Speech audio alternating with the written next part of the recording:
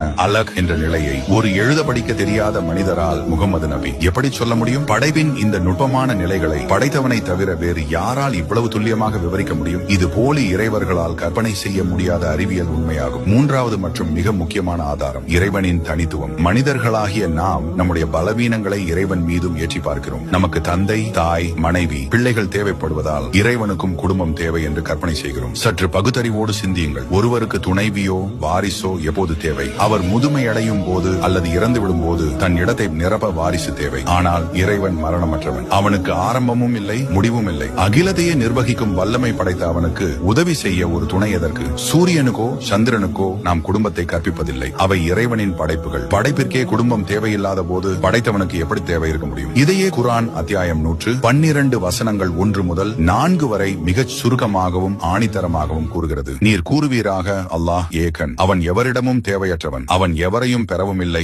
எவராலும் பெறப்படவும் இல்லை, அவனுக்கு நிகராக எவரும் இல்லை. இதுதான் தூய இறை கொள்கை. மனித பலவீனங்களுக்கு அப்பாற்பட்டவனே உண்மையான இறைவன். உண்மையான இறைவன் என்பவன் நம் கைகளால் செதுக்கப்பட்டவன் அல்ல, நம்மை செதுக்கியவன். அவன் நம் பலவீனங்களுக்கு அப்பாற்பட்டவன். அவன் ஒருவனே, அவனுக்கே வணக்கம் உரியது. நீங்கள் எந்த பெயரில் அழைத்தாலும் அந்த ஏக இறைவனை உங்கள் உள்ளத்தால் தேடுங்கள். அவன் உங்கள் நரம்பை விட உங்களுக்கு நெருக்கமானவன். இன்னும் ஒரு சிறந்த வீடியோவில் உங்கள் சிந்தனையை தூண்ட வருகிறேன். மறக்காமல் ஃபாலோ செய்யுங்கள். சத்திய தேடலில் இணைந்திருங்கள்.